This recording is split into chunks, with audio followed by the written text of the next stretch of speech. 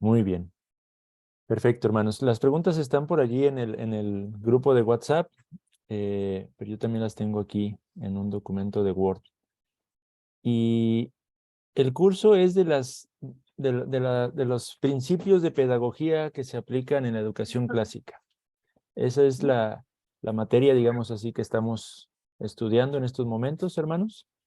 Y la primera pregunta que se nos hace en la lección de introducción nos pide describir lo que significa que los principios de pedagogía y las prácticas están siempre interrelacionados unos con otros en un tipo o especie de danza o de baile entre sí. ¿Qué pueden comentar ustedes, hermanos, respecto a esta primera pregunta que tenemos para discutir el día de hoy? ¿Por qué es que se dice eso? Perrin menciona eso en la lección de introducción. ¿Por qué él comenta que los principios de la pedagogía y las prácticas se encuentran siempre relacionados unos con otros? Hermana Fer, gracias. Adelante. A ver cómo se quita. Bueno, yo entendí algo así como que los principios son como cosas prácticas o sea, un principio nos va a llevar necesariamente a algo práctico, a hacer algo, a cambiar algo. Entonces, por eso como que siempre van juntos, o sea, si entendemos y comprendemos bien los principios, nos van a llevar a hacer algo práctico. Algo así. Sí. ¿Alguien más que quiere comentar algo al respecto, hermanos? Hermanas. Sí, los principios de pedagogía, hermanos, son los que estamos estudiando. Menciona que son 8 y él dice, he agregado 2 más, ¿no? Que son el Docendo Discimus y el hecho de que el mejor maestro es un libro, siempre será un libro, hermana Gaby. A ver, hermano, todavía seguimos en la pregunta anterior, perdón, o ya habíamos No, pasado. sí, no, todavía ¿La que estamos hablando de los fue? principios. Sí. Muy bien. Bueno, pues de lo que veníamos escuchando con Perrin decía que cuando obtienes un buen conocimiento, entonces puedes aplicarlo como de forma automática. Y recordarlo de forma automática y de esa forma todo lo que has aprendido bien, ayúdame, esposo. Se recupera de inmediato, se trae de inmediato, ¿no? Es que no escuché la pregunta. Sí, ahorita te explico. Y entonces, como ya tienes un conocimiento firme en esa área, pues tú eres capaz de que el conocimiento fluya rápidamente, eres capaz de dar una respuesta, eres capaz de relacionarlo con otras. Sí, relacionarlo con otras materias, ¿no?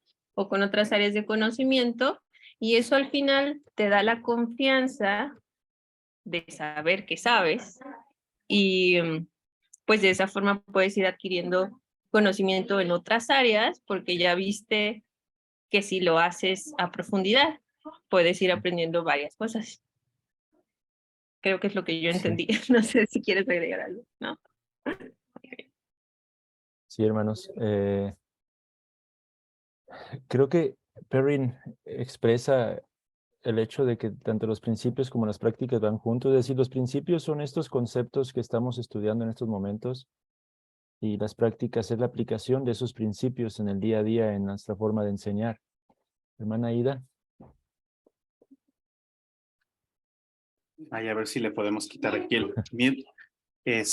Buenas noches, hermanos.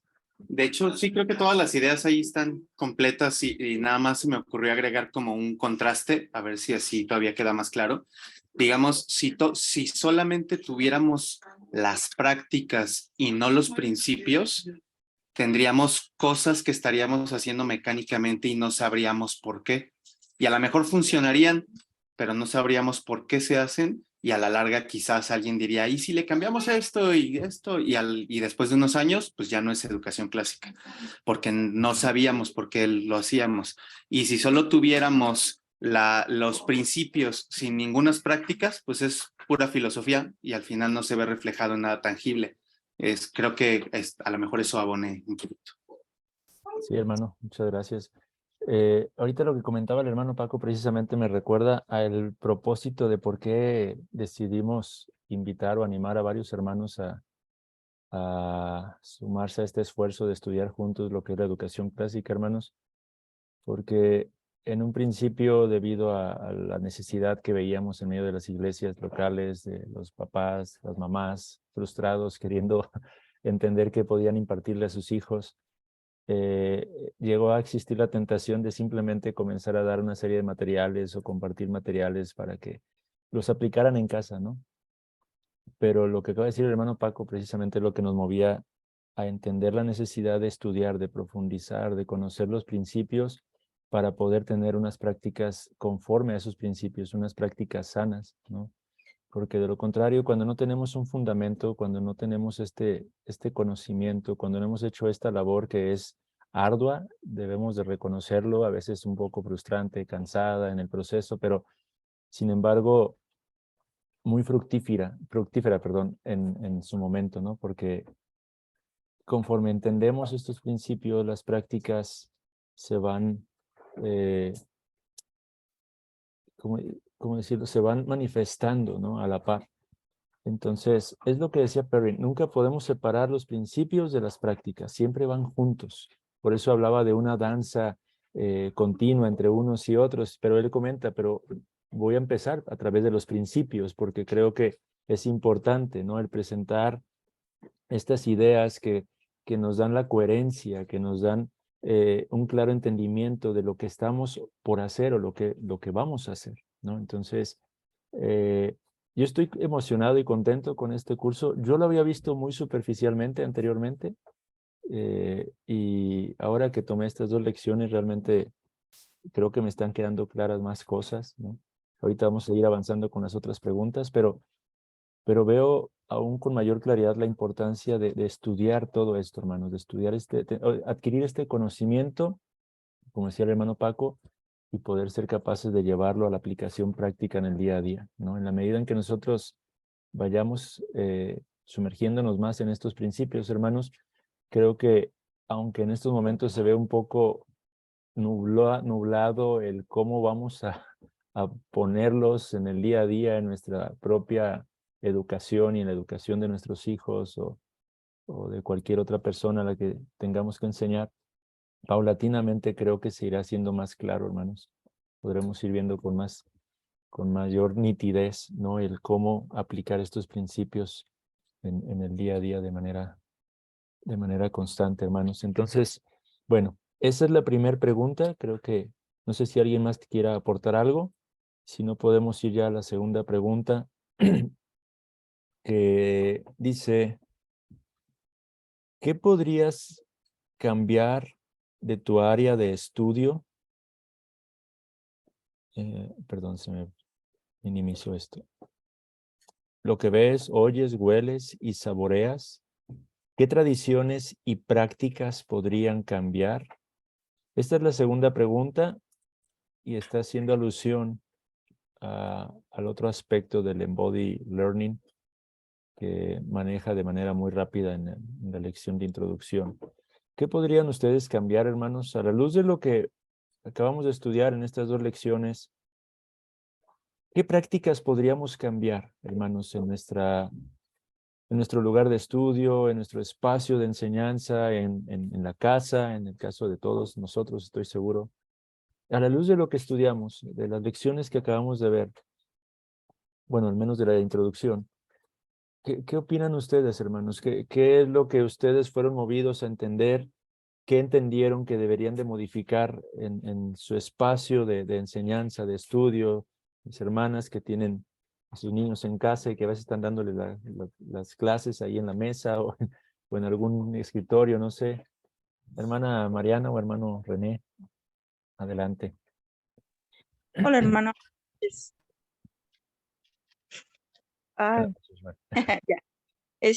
Pues justamente mencionaba Christopher que podíamos incluso hasta usar como cambiar como los aromas que había dentro del salón de clases, eh, usar mucho canciones para que la memoria de los niños siempre esté trabajando, que siempre haya una repetición de, pues, de lo que se esté aprendiendo en ese momento, eh, para que, para que aún nuestro entorno pueda ser algo que esté beneficiándoles a ellos, y no solamente a ellos, sino pues a nosotros, eh, incluso hasta a los maestros, ¿no? Que van a estar, pues como tutores, ¿no? Que de hecho por ahí mencionan que las tutorías son muy buenas, que las recomiendan, pero que también pueden llegar a ser como muy caras, ¿no? Pero digo, bueno, volviendo al tema, me pareció muy interesante, o nos pareció interesante esa parte de cómo podemos trabajar en un entorno de manera que los niños se sientan pues a gusto, ¿no? Y aún pues sí, el usar los cantos como los jingles o como, pues sí, esas canciones que hasta uno mismo inventa, ¿no? Yo creo que así, por ejemplo, aquí en casa, eh, o mi esposo o yo a veces inventamos canciones para nuestros hijos y, por ejemplo, nuestro hijo mayor, eh, pues Eliseo le gusta, ¿no? Y dice, otra vez, ¿no? Y de hecho es algo que menciona Christopher Perry, ¿no? Que los niños piden más, que sea de esa manera, porque les gusta, porque se acuerdan, y es algo que se les va a quedar para toda la vida, ¿no? Como esa repetición. Sí, hermana. Yo personalmente fui redargüido, hermanos. Hermana Gaby. Sí, también nosotros, en muchos aspectos, hermano. Pero a mí me gustó mucho su ejemplo del restaurante bonito, al que siempre quieres regresar, y al restaurante de comida rápida, al que prácticamente te están diciendo come y vete, ¿no? Sí. Entonces, primero, pues orden, que sea un lugar ordenado, limpio, tranquilo, ventilado, iluminado. Y después, lo que comentaba la hermana, tratar de que sea un ambiente agradable. Nos falta a nosotros mucho esa parte de las canciones, la música, y la verdad es que no tengo tiempo de yo inventarlas. Entonces, si alguien tiene buenas canciones para compartir o que contengan escritura, también les agradecería si nos comparten. Y pues se trataba de eso, decía, un restaurante bonito es un lugar donde siempre quieres volver, donde la iluminación, donde los aromas, donde toda la gente te habla por tu nombre, te sientes cómodo y entonces es un lugar donde deseas estar. Entonces, pues creo que tenemos que trabajar mucho en eso. Acabamos de cambiar nada más nuestra mesa, que estaba toda pintada y maltratada de plástico, y ya tenemos una mesa al menos bonita. Ah, y también pensamos que podríamos usar esas imágenes, por ejemplo, de Festina Lente, para que los niños lo tengan presente siempre. Y, por ejemplo, información importante como todos los libros en la Biblia, cosas que ellos puedan estar viendo diario y empiecen a memorizar. ¿Qué otra cosa, baby? Comida. Comida, dice mi esposo. Un garrafoncito con agua. Al menos agua. Ajá. Tecitos. Ujú. Me gusta mucho el té a los niños. Ya, Sí. listo. Ujú. Sí, hermanos, hay mucho que trabajar. Digo, creo que a veces, debido a la forma en la que fuimos educados, cómo eran nuestras aulas, ¿no? Parecían más reclusorios que un lugar que te inspirara el poder estudiar, ¿no? Tenemos esa mentalidad, o no, o simplemente pasábamos por alto esos aspectos, ¿no? Que ahora yo también estoy entendiendo la importancia de ello, ¿no? De poder impactar cada aspecto de lo que somos como seres humanos, lo que vemos, lo que olemos, lo que oímos. Entonces, sí, yo creo que también nosotros tenemos mucho que hacer, aunque ahorita en este momento estamos en un punto de transición y no podemos aplicar todavía eso aquí. hasta que podamos hacer el movimiento, yo creo, de ciudad. Pero, pues sí, hermanos, son algunas de las ideas, cosas que tenemos que corregir, que cambiar, que aplicar en nuestra área de estudio para que se pueda generar ese deseo, ¿no? Ese anhelo por precisamente el conocimiento. Entonces, pues bueno, vamos a pasar a la tercera pregunta, hermanos. ¿De qué manera la buena repetición como rebúsqueda configura o cambia nuestra forma de pensar sobre la memorización, hermanos? ¿A quién le pudo generar una perspectiva distinta de lo que es la memorización a través de este concepto que Perrin maneja de la rebúsqueda? Hermana Gaby. Ahora soy yo, hermano. Ok. Adelante, hermano. No todas las preguntas se las va a llevar mi esposa. Cuando empezamos con esto de la escuela en casa, hermano, hubo como ciertas escuelas de pensamiento que vimos, unas que proponían mucha memorización, otras que decían, no, es que no hay que tener una memorización. En inglés se llama rote memorization, será como el equivalente de machetear en español, más o menos. No hay que hacer eso porque eso le quita lo bonito a la educación y desmotiva a los niños, ¿no? Entonces creo que esta explicación, como la presenta el doctor Perrin, abre un panorama más amplio y da más contexto como para poder entender que existe una memorización que está, que es un balance o que no es una memorización hueca, nada más vanas repeticiones, como a veces lo he escuchado o a veces lo conceptualizamos, ¿no? Cuando escuchamos hablar de repetición, creemos que es como tener al niño repitiendo 20 veces a lo mejor un texto que queremos que se aprenda, ¿no? El panorama que presenta o digamos que el trasfondo dentro de la filosofía de la educación clásica presenta la memorización como una rebúsqueda o una, como dice, repetición, o sea, volver a pedir, volver a buscar, volver a meditar y a contemplar lo mismo que se ha meditado de manera que se pueda internalizar y se pueda convertir en parte de uno mismo, ¿no? Me acuerdo de un ejemplo, no sé si viene en una de las lecciones subsecuentes o en otra, porque ya vi varias de este curso, pero cita al doctor Perrin el ejemplo de G.K. Chesterton, que era criticado porque cuando citaba otros textos, otras obras en sus libros, no lo hacía, sus citas carecían de precisión, y algo que él decía es que esas citas carecían de precisión porque las citaba de memoria.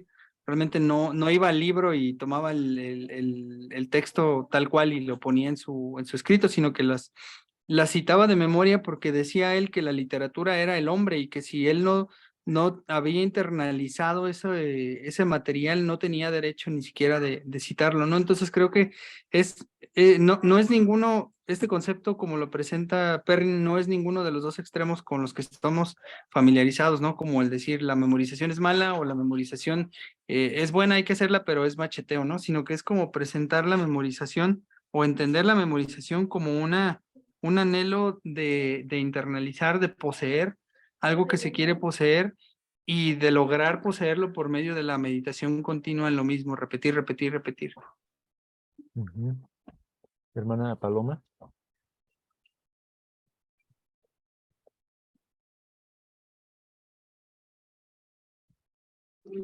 Bueno, me acuerdo mucho que decía Christopher Perrin que si queríamos que algo se les quedara como memorizado de por vida, como que tratáramos de hacer, pues que usáramos la repetición, pero a través de, pues de cantos, pues sí, como que no tiene que hacer siempre como a lo mejor la misma tonada, sino que podemos variar la tonada y creo que sí es cierto, porque pues muchas veces los cantos que a lo mejor nosotros aprendimos de niños, de canciones, pues no sé, que te enseñaban de rondas o algo así, son cosas que uno se las sigue sabiendo, no sabe ni cuándo se las aprendió, ni cómo, ni quién se las enseñó, pero uno las puede cantar, ¿no? Entonces, creo que esa parte de la repetición, pero como apoyada como de la música, de algo que sea ameno para ellos, yo lo veo, por ejemplo, con Idelet, que por ejemplo hay una canción que habla de los meses del año, y pues yo la verdad es que la cantaba porque pues yo me la sé de niña, y la cantaba, y ahorita de repente ya la canta, porque me escuchaba a mí cantarla, y ya a lo mejor ya va como por mayo, ¿no? Pero son cosas que vemos que pues que se les facilita, y si viene con esas tonadas amenas, pues como que les gusta a ellos repetirlas, y creo que pues es algo que, que me gustó como tenerlo claro de cómo poderle enseñar a los niños, sobre todo que a lo mejor están en etapas iniciales. Muy bien, sí, hermana. Digo, corríjanme todos también si estoy mal, pero creo que también, o sea, digo, en mi caso, sí modificó un poco mi entendimiento de lo que implica la repetición, ¿no? La memorización, la importancia de memorizar, pero profundizando o interiorizando en un sentido las cosas que estamos aprendiendo, que estamos conociendo, aunque creo que aún sigue habiendo espacio para esa repetición, ¿no? Por ejemplo, textos, creo yo que así lo entiendo, forman parte también, o tendríamos que buscar memorizar, ¿no? Repitiendo, pero no solamente se trata de memorizar en ese sentido, sino de comprender y capturar o atrapar, ¿no? El significado de estas cosas. Digo, por eso es que creo que el principio de la repetición va más allá que una mera memorización mecánica, sino que, como lo mencionaba también ahí Perrin, se trata de leer, por ejemplo, las grandes obras una y otra vez, de conocerlas, meditarlas, estudiarlas, digerirlas, ¿no? Es una aplicación de la repetición, ¿no? De poder reencontrar constantemente estas cosas que son valiosas, ¿no? Para poder eh, grabarlas profundamente en nuestro corazón, ¿no? O sea, estarlas buscando constantemente de nuevo hasta que podamos conseguir el hacer de ellas algo significativo para nuestras vidas, ¿no? Así es como también yo lo percibí, lo comprendía en cuanto a este aspecto. Creo que tal vez más adelante podamos todavía ampliarlo un poco más, ¿no? Cuando veamos la lección particular de la repetición de 1 hora casi, y poder ir digeriendo más todavía este principio pedagógico, hermanos. Bien, si no quieren comentar alguien más algo, vamos a pasar a la cuarta pregunta, porque todavía nos faltan varias y dijimos que ahora nos íbamos a ajustar en tiempos. La cuarta pregunta es: ¿cómo puedes servir de modelo de asombro para tus estudiantes? ¿Cómo podemos nosotros servir de modelos de lo que es el asombro para nuestros propios estudiantes, hermanos? ¿Alguien quiere compartir algo respecto a esta pregunta? Por aquí tomé nota yo de algo de la lección que dijo Perrin. Él comentó: los niños nacen con esta capacidad de asombro y tú naciste con ese asombro, pero muchos de nosotros lo hemos perdido o incluso lo hemos matado, dice Perrin. No sé si recuerdan esa parte de la lección que él da. Dice, entonces, más adelante comenta él, ellos ya tienen ese asombro. Lo que tenemos que hacer, o lo que solemos hacer, es algo para prohibirlo, y lo que deberíamos hacer es protegerlo y avivar la llama de su asombro para que se sientan fascinados o encantados por el mundo y llenos de amor por él. ¿Alguien quiere comentar algo respecto a esta pregunta, hermanos? Hermana Ida. Hola hermanos, buenas noches a todos. Buenas noches. Pues en esta parte, la verdad, para mí sí fue muy difícil como integrar más conscientemente esta práctica en lo que hacemos de escuela, ¿no? En casa. Por lo mismo que dices, hermano, nuestra mente, mi mente es muy cuadrada, muy esquemática y demasiado, está demasiado entrenada para ser lo útil, ¿no? Entonces, pues, me ha servido muchísimo interiorizar un poco más en este elemento precisamente del asombro. El salir con los niños, el pasear con los niños me ha ayudado mucho, el dar paseos en la naturaleza y cosas así, y ver cómo ellos de verdad naturalmente se asombran de la creación, y yo no ver lo que a veces ellos pueden ver, que una mariposita, que el cielo, que cualquier cosa es para ellos un descubrimiento. Entonces es muy... bueno, para mí ha sido enriquecedor, y he tratado como que de tener más tiempos así, un poco más de tiempos durante el día donde ellos puedan estar más libres en la creación del Señor. También en contacto con alguna, digamos, música.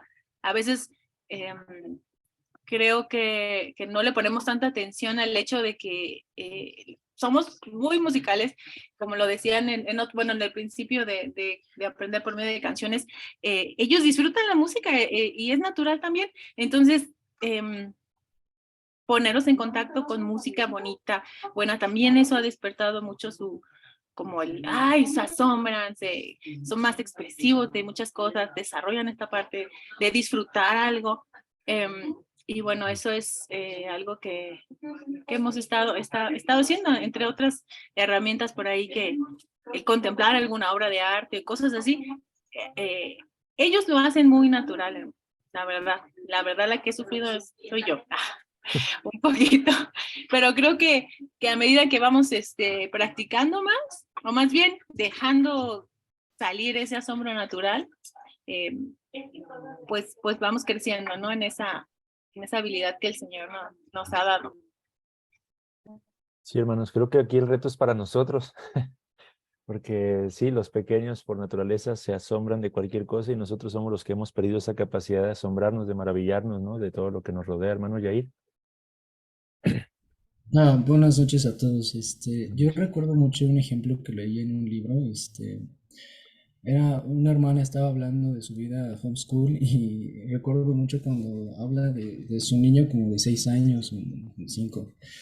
Ella dice que, no, ni siquiera recuerdo por qué da el ejemplo, pero dice como el niño vio un bicho tirado en el jardín, muerto. Entonces el niño se asombró y lo que hizo fue llevarlo a la cocina, sacó su regla, lo midió, sacó la báscula, lo pesó y después anotó todo en su libreta y después lo guardó en el congelador para futuras investigaciones. Entonces yo recuerdo ese ejemplo cuando leí esto, porque pues como dice el hermano, o sea, los niños ya vienen con esa... Y bueno, y creo que como leí en un libro, o sea, el mejor niño que conocemos es nosotros mismos. Entonces, si recordamos nuestra niñez, pues creo que todos quisimos hasta cierto punto ser como Jimmy Neutron. Entonces, creo que todos vienen ya con ese asombro, y solamente es cuestión como de canalizarlo, ¿no? Y eso de las canciones yo recordaba, o sea, yo la única canción que me sé es la de 2 y 2 son 4, 4 y 2 son 6, 6 y 2 son 8 y 8 16. Entonces, creo que todo eso aplica, ¿no? Para diferentes, ciencias, diferentes ramas de estudio, y creo que conforme los niños vayan progresando, pues vas cambiando esa metodología. Pero sí, la verdad, me acordé de ese ejemplo y lo quería compartir. Gracias, hermano. Pues sí, querido, creo que con lo que han comentado, hermanos, de alguna manera se responden también las otras preguntas que venían más adelante, de cómo qué podríamos hacer en nuestra enseñanza para cultivar ese asombro, ¿no? Y cuál sería como la atmósfera ideal para nosotros, que nosotros imaginaríamos una atmósfera ideal en nuestra área de enseñanza, ¿no? Y la que quisiéramos implementar. Pues son aspectos, hermanos, importantes que forman parte de esta lección de introducción. Vamos a seguirlos viendo de manera más profunda con las lecciones que se enfocan particularmente en cada uno de los principios, por lo que creo que vamos a pasar ya a las siguientes preguntas. Hermano Josué, antes de que pasemos a las de la lección 1. Perdón, hermano, es que Adelante. recordé algo. Yo creo que, como complementando lo que dicen los hermanos, parte de nuestra pérdida de asombro es que nos hemos entrado en una rutina que se vuelve pues tediosa, se vuelve más de lo mismo día con día. Yo creo que una forma de cultivar el asombro como adultos, aparte de hacerle caso a los niños, o sea, acercarnos a los niños, escuchar sus preguntas, intentar resolverlas o investigar cuando no tengamos la respuesta, una forma de cultivar asombro es en nuestra propia rutina empezar a crear una narrativa interna de por qué se está haciendo lo que se está haciendo. No sé, por ejemplo, si la rutina del ama de casa que está cocinando, pues quizás encontrar el asombro en la preparación de los ingredientes, de la comida, tratar de, no sé, pensar más allá. ¿Qué pasa si hago esta combinación? Si clasifico estas hierbitas, o sea, cuestiones muy de la vida cotidiana, pero no darlas por sentado, sino tratar de buscar el porqué y meditar en eso, reflexionarlo. Por ejemplo, mi trabajo que comparto junto con Jonathan es un trabajo de oficina. Trabajamos con números, con cuestiones muy abstractas, muy tediosas hasta cierto punto, pero incluso esos pequeños procesos que llevamos día con día tienen un sentido y es cosa de encontrarle la lógica y de encontrarle la chispa de por qué se hacen, y el trabajo mismo, la rutina misma se vuelve asombrosa. O sea, vemos el porqué de las cosas, investigamos, oye, ¿por qué estoy haciendo, por qué esto se calcula de esta forma, ¿no? ¿Por qué esta unidad, hablando de transporte, que es el medio donde estamos, por qué a esta unidad le podemos cargar más? ¿No? ¿Por qué a esta le cargamos menos? ¿Por qué esta operación se lleva de esta forma? Es como buscar asombro en las cosas que ya hacemos, y eso nos ayuda a no morir de tedio, ¿no? Mm. Muy bien, hermano, muchas gracias. Vamos a, bueno, hermana Gaby. Yo en lo único que pude pensar, digo, lo que han comentado los hermanos está mucho más profundo, pero lo único que yo pude pensar cuando escuché a Perrin hablar de eso fue en los estudios que hemos tenido, hermano, de teología natural últimamente. Tal vez tratar de transmitir un poco de eso también, pues en los paseos, en las salidas, en las pláticas cotidianas. Y también que antes con nuestro primer niño, con Elia, como que lo tuvimos por miedo a equivocarnos, muy alejado de todo lo que fuera fantasía. Ahora ya con más conocimiento puedo pensar en que hay autores buenos que escriben sobre fantasía y también es bueno pues acercarles de esa forma lecturas que les ayuden a poder cultivar más esa imaginación en su cabecita y se asombran. Digo, con cualquier cosita se asombran, pero si tienen obras bien hechas y bien estudiadas, también puede ser una herramienta útil. Fueron las dos cosas en las que yo pensé. Sí, hermana. Sí, y digo, direccionarlo siempre, ¿no? O sea, al final, nuestro mayor asombro está en el Señor, cuando entendemos que Él es quien está detrás de todas estas cosas, ¿no? La creación entera, los principios que rigen nuestra vida día a día. En todos y cada uno de ellos podemos contemplar algo acerca de la gloria de nuestro Creador y al final es el propósito, ¿no? Llevarlos a contemplar al Dios eterno por medio de todo cuanto Él ha creado y puesto a nuestro alrededor. Y creo que eso es lo que se busca alcanzar, ¿no? En el día a día a través de cultivar esa capacidad de asombro en nuestros corazones y en nuestros hijos, ¿no? Hace tiempo mi esposa y yo comprendimos finalmente por qué en el currículum de educación clásica venía incluido el hecho de que aprendieran a apreciar el arte, ¿no? Apreciar las obras, apreciar la música, o sea, era algo que hacíamos, ahora sí que como al principio hablábamos con la primera pregunta, hacíamos sin entender, o a veces no lo hacíamos porque no entendíamos simplemente, lo dejábamos a un lado porque no le veíamos mayor relevancia, pero conforme estamos entendiendo estos principios, vemos cómo es que todo esto es importante y es parte de del cultivar el alma de nuestros hijos, cultivarnos a nosotros mismos también. Entonces fue cuando nos hizo clic, este era el propósito, este es el motivo, la razón por la que tenemos que procurar darles algo de estos, ¿no? O sea, enseñarles a apreciar el buen arte, la buena música, ¿no? Entonces, para que ellos puedan desarrollar esa capacidad de asombro y como decíamos, junto con ellos nosotros, creo que nosotros somos los que tenemos que crecer mucho en estas áreas, en estos aspectos. Algunos tal vez vamos a batallar más, otros menos, de acuerdo al carácter o a la forma en la que crecimos o nos desarrollamos, ¿no? En mi caso creo que tengo que trabajar muchísimo en cuanto a el poder apreciar más las cosas que nos rodean, la música, el arte, todo esto, y para al mismo tiempo poder infundir esto en mis propios hijos, hermanos, ¿no? Entonces, hermano, ¿quieres volver a comentar algo, hermano Josué, o estabas con la mano? Ah, ok. Bien, hermanos, vamos a hablar un poco de las otras preguntas de la lección número 1. Son 4 preguntas. Son 8:54. Igual y nos tomamos hoy hasta las 9:10 para alcanzar a hablar de la lección 1. Festina lente, hermanos.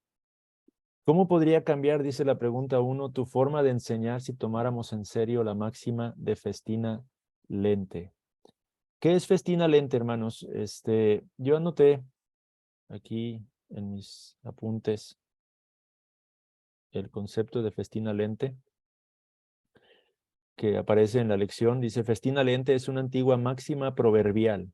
La encontramos en el reverso de las monedas romanas e ilustrada de diversas maneras creativas, tales como un conejo con un caracol o en un caracol, una tortuga con una vela, un ancla entrelazada con un delfín, un cangrejo y una mariposa, ¿no? Y que estas imágenes ilustran la idea de apresurarse lentamente, ¿no? Ese es el significado literal, digámoslo así, de la frase latina, festina lente, apresúrate lentamente. Pero ¿cómo debería o cómo creen ustedes que debería de cambiar nuestra forma de enseñar si tomáramos en serio esta máxima o este principio festina lente, hermanos? ¿Alguien que quiera comentar algo al respecto?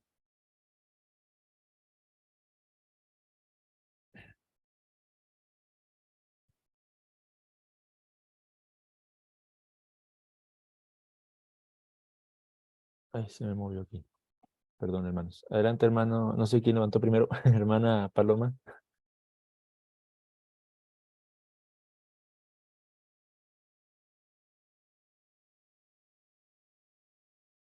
Adelante, hermana Paloma. Si gustas desactivar tu micrófono y compartir.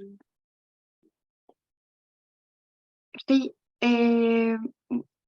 bueno, a mí me quedó mucho esa frase que dice como perfecciona o bueno, aprende cada paso bien antes de querer pasar al siguiente. Yo creo que pues desde que o sea, desde chiquitos, desde que les enseñas a la mejor a leer, creo que esto es como fundamental, ¿no? A veces queremos ya como verlos así corriendo y ya pasar a lo siguiente porque queremos verlos avanzar.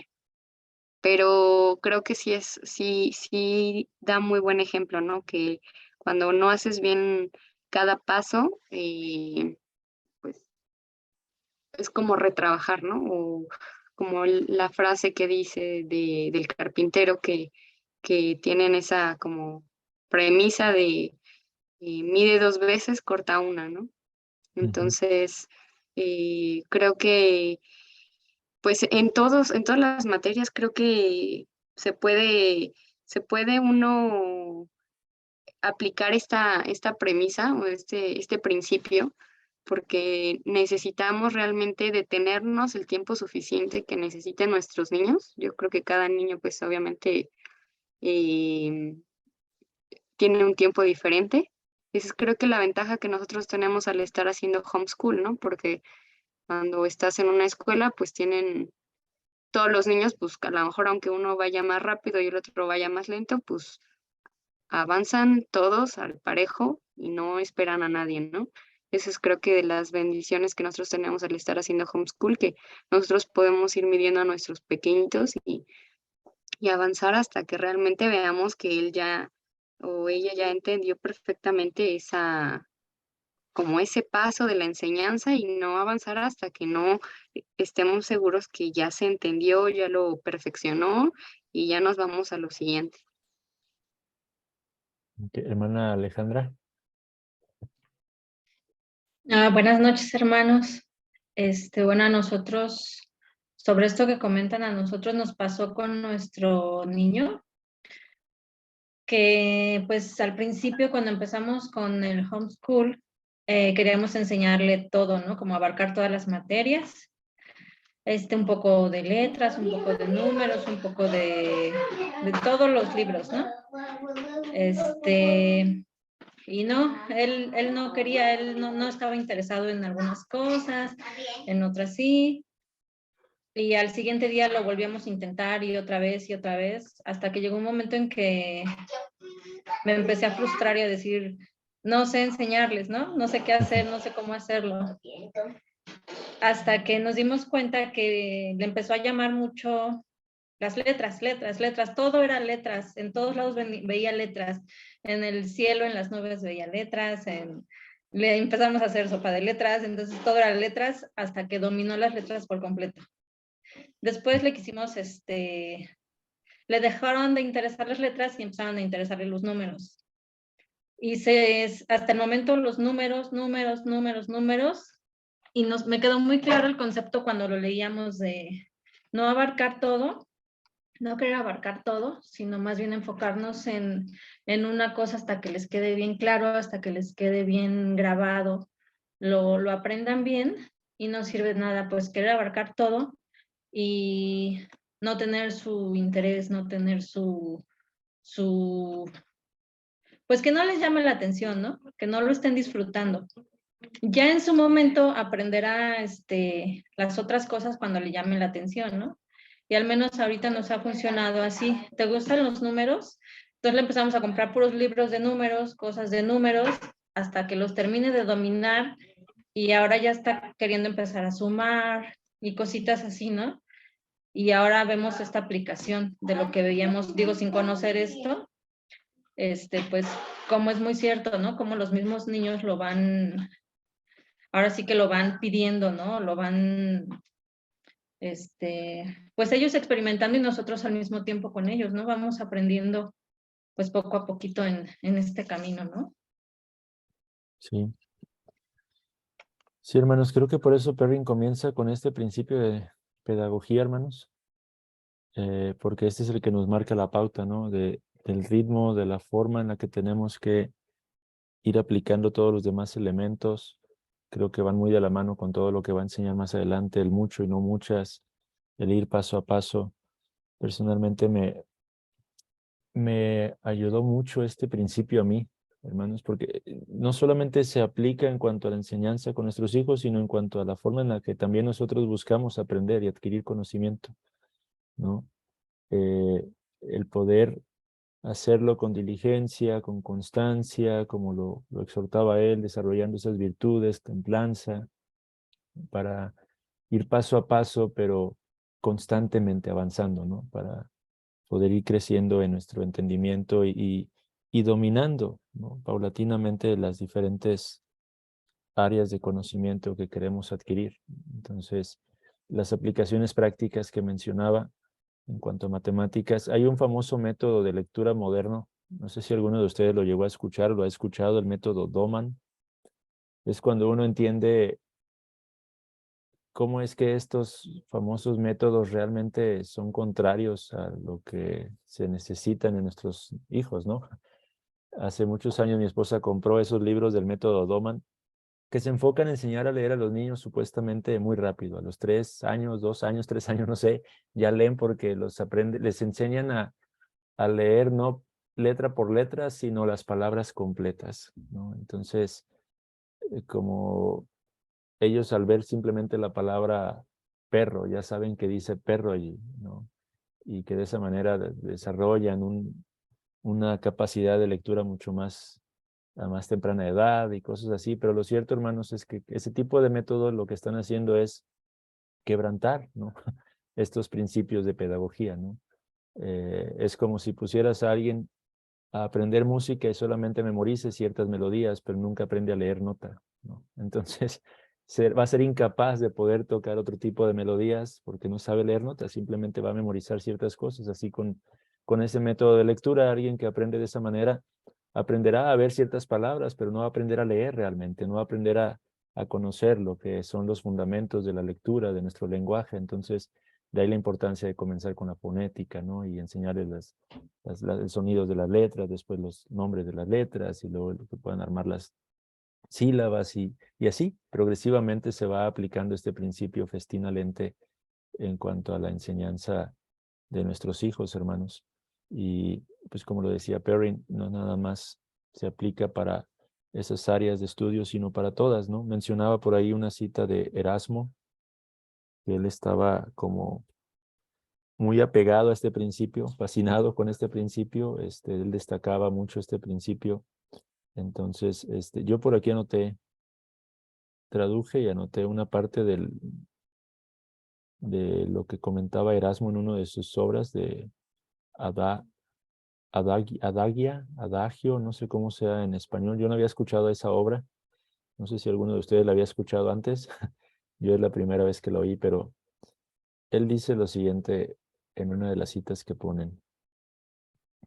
Si sopesas cuidadosamente la fuerza y el sentimiento de nuestro proverbio, su sucinta brevedad, lo fértil que es, lo serio, lo beneficioso, lo aplicable a toda actividad de la vida, llegarás fácilmente a la opinión de que entre el enorme número de refranes no encontrarás ninguno de mayor dignidad. Espeude bradeos, que es en el griego, o festina lente, debería estar tallado en las columnas, debería estar escrito en los arcos de las iglesias y en letras de oro, debería pintarse en las puertas de los palacios de los grandes, grabarse en los anillos de los cardenales y obispos y grabarse en los cetros de los reyes. Para ir más lejos, debería verse en todos los monumentos de todas partes, publicarse en el extranjero y multiplicarse para que todo el mundo la conozca y esté ante los ojos de todos los mortales. Y no habrá nadie que no la considere de la mayor utilidad, especialmente los príncipes y aquellos a quienes, citando a Homero, se encomienda al pueblo y al cuidado de muchos.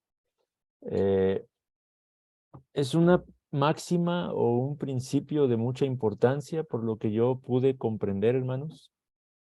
Para mí fue algo también como que lo empecé a entender mejor que en otras ocasiones, como que estoy digiriendo más este principio de pedagogía y veo que es más que aplicar un orden, digámoslo así, cronológico en cuanto a la enseñanza, de ir dominando ciertas asignaturas o materias, sino que tiene una implicación de buscar hacer las cosas bien, ¿no? De buscar hacer las cosas correctamente, con conciencia, ¿no? Por eso es que hablaba del ejemplo de esta editorial de aquellos siglos en los que vivió este hombre Erasmo, ¿no? De cómo es que ellos aplicaban este principio, este símbolo, este logotipo del ancla y el delfín, simbolizando tanto el festina como el ente, y que ellos procuraban hacer las cosas y hacerlas bien hechas, ¿no? Si iban a publicar un libro, tenía que ser caracterizado porque era un libro correctamente editado. Entonces, creo yo, hermanos, que este principio es uno de esos que tenemos que masticar, digerir, meditar y dejar que vaya permeando nuestra mente, nuestro corazón, nuestra conciencia, porque es importante aplicarlo en muchas áreas de nuestras vidas, ¿no? El buscar y procurar dominar aquellas cosas que estamos haciendo y que estamos conociendo y hacerlas correctamente, ¿no? Entonces, hay mucho contenido. Yo alcanzaba como a notar eso, que en este principio había bastante contenido y que fui incapaz, tengo que ser honesto y lo confieso, de poder digerir y discernir todo lo que hubiera querido de este principio. Ahora sé que conforme vayamos estudiando y leamos algunos libros, podremos irlo entendiendo mejor, hermanos. Sí, entonces, festina lente, sí, que sin embargo podamos verlo, el aspecto más práctico que nos ayude a no afanarnos en cuanto al ritmo de enseñanza de nuestros hijos, pero al mismo tiempo el buscar el equilibrio de ser constantes, ¿no? De ser disciplinados, diligentes, porque hablaba de los dos vicios en los que podemos caer. Por un lado, caer en la pereza completa, el dejar que nuestros hijos hagan y deshagan lo que quieran o no ocuparnos diligentemente de su enseñanza, o podemos caer en el otro extremo de estar acelerados queriendo cubrir cierto material simplemente por hacerlo y cumplir con el check y seguir avanzando, que es el tipo de educación que se da hoy en día en la época moderna, ¿no, hermanos? Entonces, esos son los dos extremos que debemos evitar con festina lente, ¿sí? El ir pausados, pero el ir avanzando con constancia, con diligencia, ¿no? Para que realmente podamos ir viendo ese progreso en la enseñanza de nuestros hijos y en la nuestra propia, hermanos, ¿no? Por eso es que esto de la educación clásica, hermanos, seamos pacientes, apliquemos festina lenta, no queramos dominar todo ya en unas cuantas lecciones. Perrin dice que 3 a 5 años, ¿no? Nos va a tomar para poder entender cada vez un poco mejor esta filosofía de educación, y para ello también en su momento tendremos que leer algunos libros, hermanos. Entonces vamos a concluir aquí la sesión. Voy a parar la grabación y nada más quería yo comentar algunas cosas, algunos libros que encontré en español, de los que recomendaba Perrin, comentárselos, compartírselos, para provecho de todos. Nada más déjenme ver dónde le paro aquí.